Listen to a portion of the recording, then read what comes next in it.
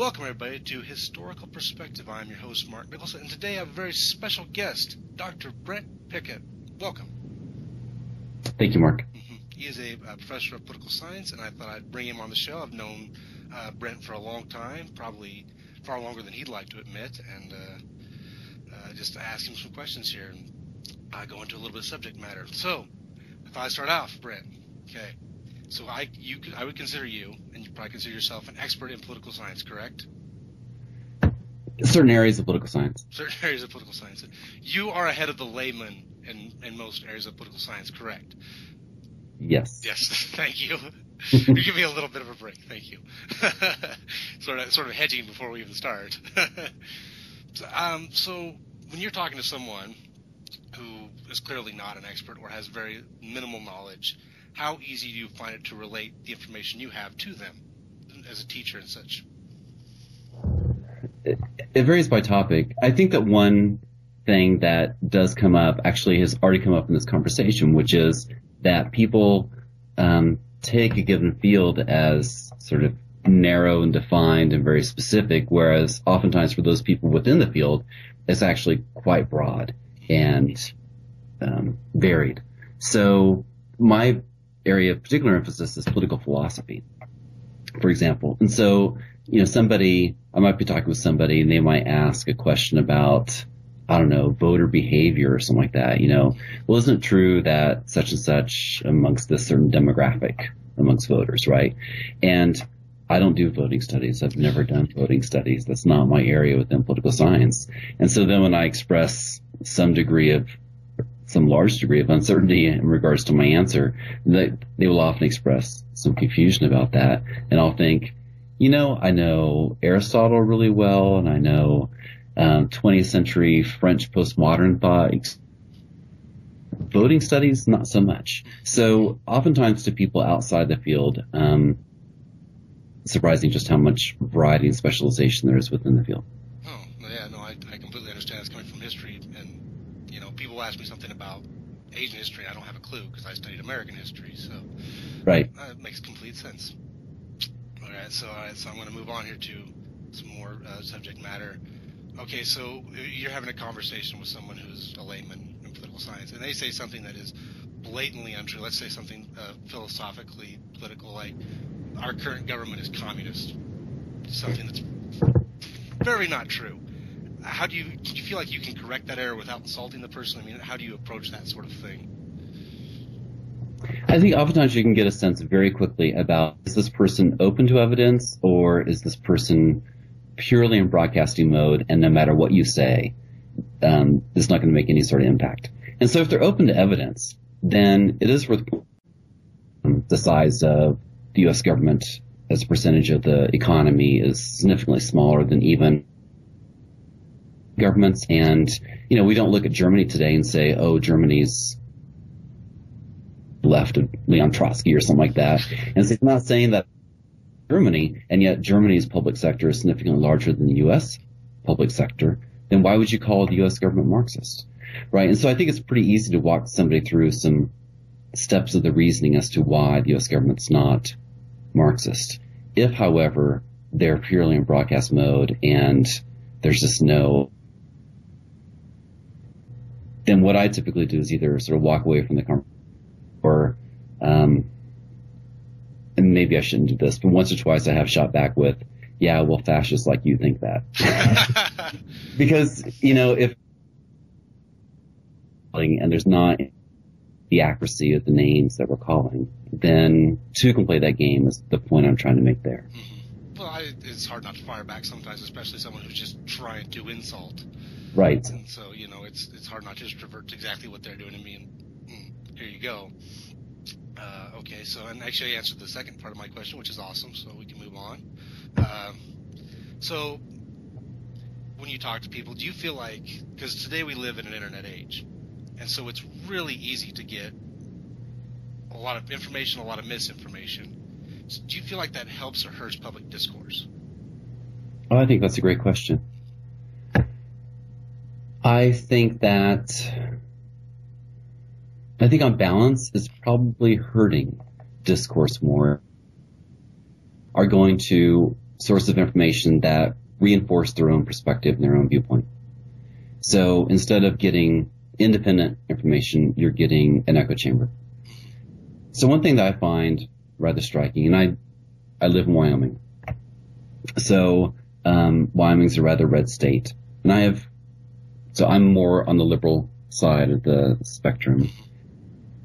But I have good friends that are much more on the conservative side of the spectrum, and that's great. You know, we go fly fish together, this and that together, and we have a very good time. But on those occasions when politics, how much, clearly they heard from Fox sort of thing, and I just think that's not good independent information. So talking to people in the run-up to the 2012 election, hearing conservatives say, I really think Romney's going to win. He's leading. I think you just don't have good information. And so one of my good fly fishing friends said to me in the aftermath of that, he said, quote, I feel like I was lied to by Fox News. And I thought that was actually rather striking. But if that's where you're driving if that's a key piece of where you're getting your information that's driving your worldview, then I think it makes it harder for people to talk to each other across ideological bridges, because you're just not starting with an overlapping set of pieces of information. In contrast to, say, 30 years ago, where you did have, I don't know, like a Tom Brokaw who was there as sort of this, by and large, seen as nonpartisan figure, reliable information, that sort of thing. And people could oftentimes at least start with, is the economy not doing well, or, you know, what's the deficit like? And basic sort of factual claims today, it seems to be harder to get people to even admit what the independent information says. No, I like that answer. That's a good answer. I mean, I worry about that myself. I tend to go to the liberal news sources. I tend to go to Young Turks and Huffington Post and things, and I have this realization that, you know, you're not getting the other side, fair or unfair, and I try to explore that way sometimes, but I have a hard time with it. And so I totally understand where you're coming from. By the way, one small tip. Yeah. I think it's great to subscribe to non-U.S. So every few years I tend to resubscribe to the Financial Times, which is a British newspaper. It's sort of the British equivalent of the Wall Street Journal. Mm-hmm. But they tend to be a bit more pro-environment and more open to things like gay marriage than the Wall Street Journal. But aside from that, they're very rah-rah pro-free trade, pro-free markets, that sort of thing. Tend to be pro-deregulation, which isn't more my bent, but they do have very good columnists, they have very good news coverage, and it's very global in terms of its coverage. Or subscribing to The Economist. I think there's different ways of doing it, but accessing a non-U.S. perspective, I think is really helpful. And then also gives you a good sense of what people outside of America think of Americans and how they look at American politics. So just as a quick follow-up then, maybe no source is necessarily bad as long as you have a realization of their biases. Right. Mm-hmm. Yeah, everybody has a perspective from somewhere. So knowing what sort of perspective you're accessing is good. But having American perspectives, I think, is important. Okay, thank you. All right, so and then there's another follow-up to that. So you've been teaching classes now for 20 years or so, right? Give or take. Yeah. Well, I'm not trying to make it seem old or anything. That's the reality. Sorry, Brent. It's been 20 years. Do you feel like, as the students, do they put more faith in what you tell them or less faith with this added information?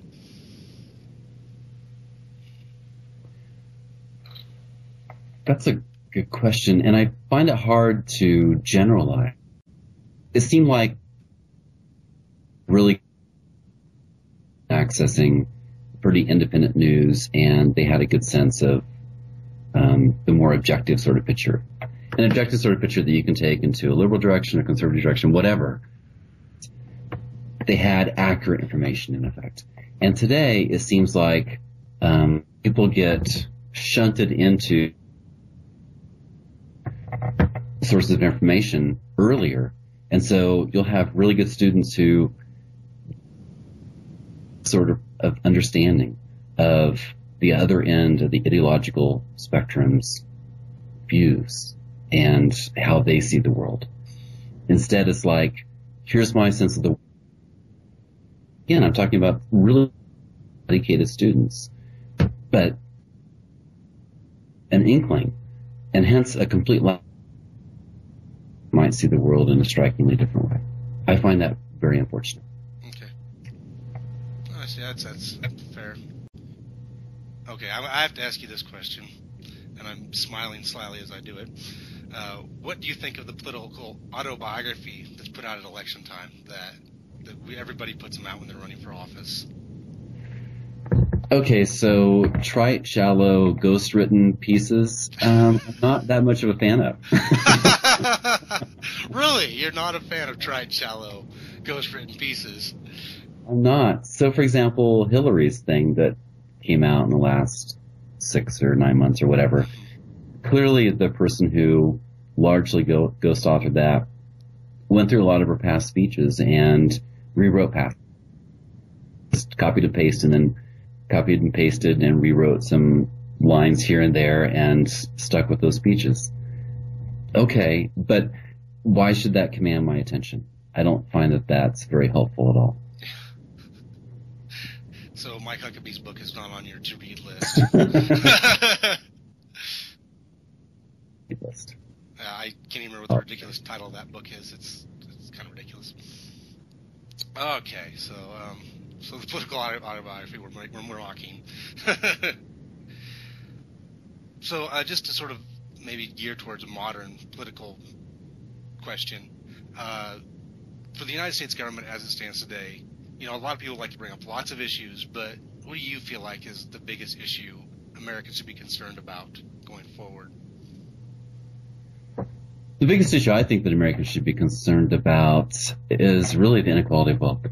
I think that it makes it so that it's reasonable today to have a debate about to what extent we live in a democracy versus living in an oligarchy.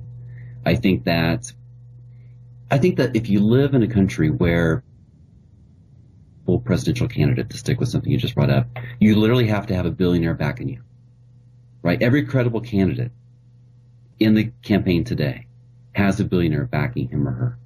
And in the absence of that, they're just not seen as credible. And really they aren't. That's a travesty. We live in a system where it's rigged so that the rich will keep getting richer.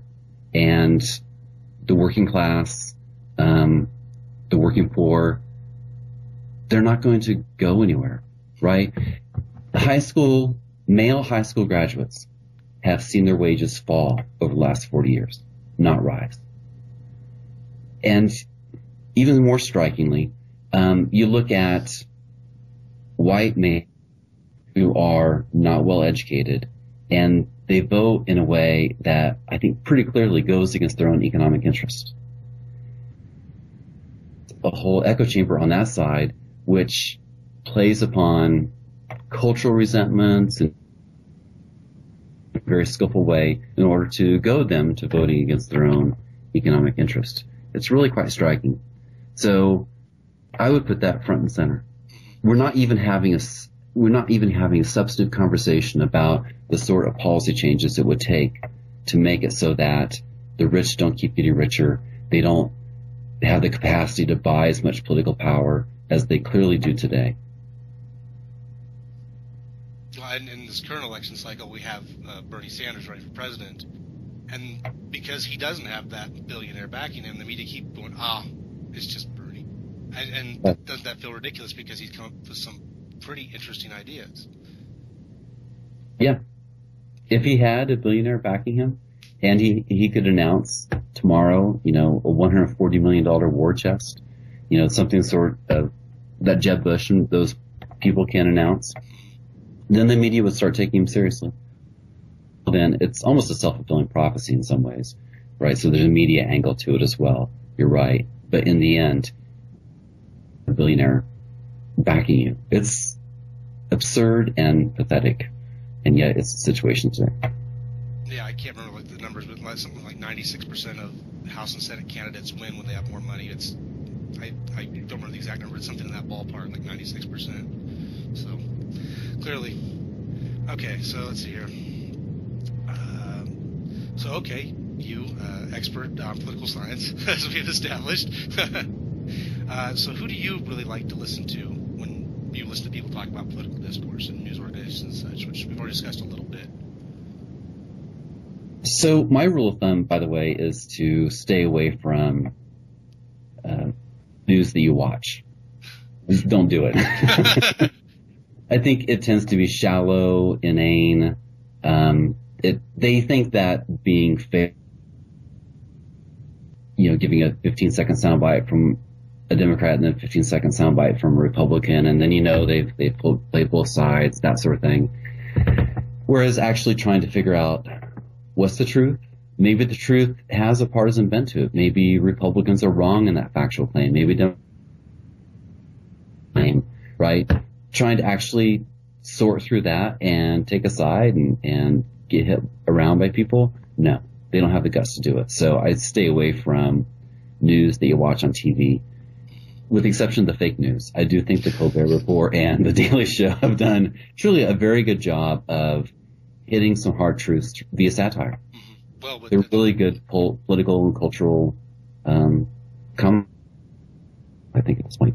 So what I do is I read typically the New York Times. I subscribe to New York Review books, and I think that the New York Review books does a pretty good job of giving longer pieces that are more in depth as well. As far as podcasts, I really like just subscribing to the New Yorker's weekly comment and their weekly the political scene, I think it's called. And it's basically to get some of the writers on. They talk about a given topic for like 15 minutes. So between the two, it's only like 20 to 30 minutes weekly of podcast commentary. So it's not that burdensome as far as time, but I think it's pretty good. So those are my primary sources. And again, oftentimes accessing international stuff via The Economist and the Financial Times. Okay, sounds good. Well, just real curious, and as a real quick follow-up, have you watched any of the YouTube news providers? The Young Turks, David Pakman, even Alex Jones, who's conservative and crazy, but I mean, I was curious if you have any experience with any of those. No. Okay. There's no point in asking you about them. I don't know if that'll be in or not. I might edit that out. This is a terrible question. Okay, well, you know what? I think that'll do it. We've got a good 20 minutes in here, people listening to us chatter. So, all right. Well, so thank you, Brent. Thank you for joining me on the show. And, you're welcome. It's my pleasure, Mark. And thanks, everybody, for listening. And I hope you join me again here on Historical Perspective.